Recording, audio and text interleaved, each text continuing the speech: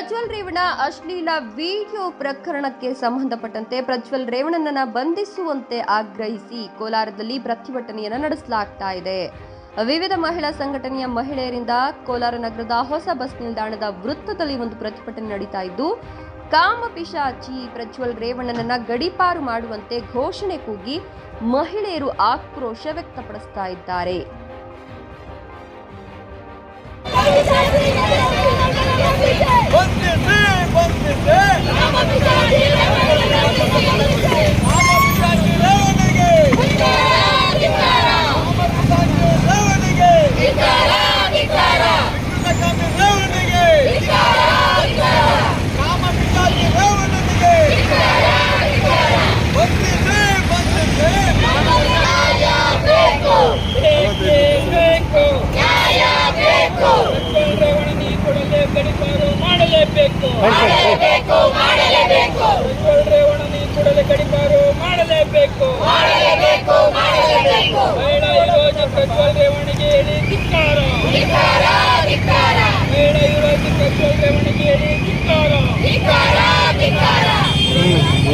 ಪ್ರಜ್ವಲ್ ರೇವಣ್ಣಗೆ ಹೇಳಿ ಧಿಕ್ಕಾರ.